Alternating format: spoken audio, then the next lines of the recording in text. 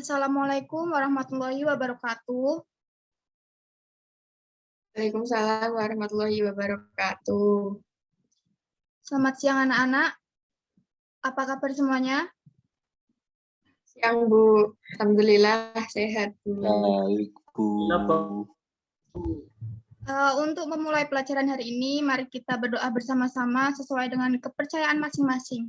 Berdoa dimulai.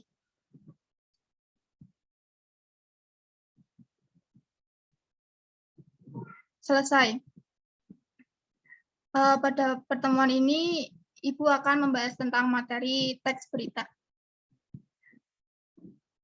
Mulai dari pengertian,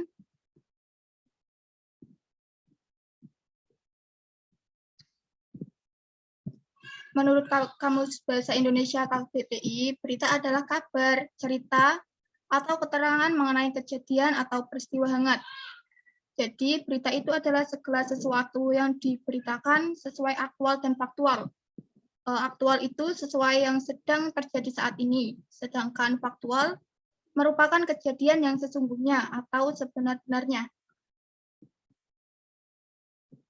Kemudian, ada ciri-ciri sebuah berita. Ciri-ciri sebuah berita yang pertama adalah faktual atau sesuai fakta. Maksudnya berita harus sesuai fakta yang ada dan bukan opini, serta tidak ada rekayasa fakta-fakta. Ini dapat diambil dari hasil wawancara kepada narasumber. Yang kedua, bersifat aktual.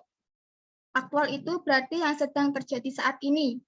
Maksudnya berita melaporkan atau memberitakan sesuatu peristiwa atau kejadian yang baru terjadi atau sedang terjadi saat ini. Yang ketiga, memberikan keterangan waktu dan tempat yang jelas. Yang keempat, menggunakan bahasa yang jelas atau baku. Yang kelima, bersifat objektif atau apa adanya. Dan yang keenam, kronologis atau runtutan peristiwa disajikan secara runtut. Selanjutnya kita punya unsur-unsur berita.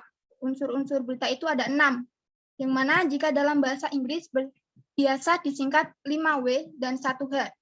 Kalau dalam bahasa Indonesia biasanya kita singkat menjadi adik Simba. Adik Simba itu apa sih?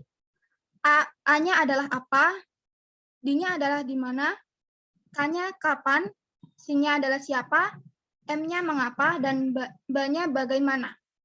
Dari unsur tersebut biasanya terdapat sebuah pertanyaan dari adik Simba tadi. A pertama, apa? Apa itu biasanya pertanyaan peristiwa apa yang sedang terjadi. Sedangkan di mana itu di mana peristiwa tersebut terjadi. K-nya kapan? Kapan peristiwa tersebut terjadi. C-nya siapa? Siapa yang terlibat dalam peristiwa tersebut. M mengapa? Mengapa peristiwa tersebut terjadi? Biasanya di kata mengapa itu jawabannya adalah sebuah alasan atau penyebabnya. Sedangkan B-nya bagaimana itu adalah kronologis dari ceritanya atau peristiwanya. Selanjutnya, di teks berita juga mempunyai struktur. Apa itu struktur? Yang pertama, kepala berita atau headline, yang artinya di struktur tersebut terdapat judul berita yang biasanya ditulis dengan huruf paling besar. Di bagian yang kedua, setelah judul berita, ada yang namanya teras berita atau lead, yaitu satu paragraf pembuka yang memuat intisari berita. Yang ketiga, tubuh berita. Tubuh berita itu biasa kita sebut dengan body dalam bahasa Inggrisnya, yaitu bagian isi uraian lengkap yang menjelaskan seluruh unsur adik Simba. Jadi pertanyaan adik Simba tadi ada dimuat di tubuh berita.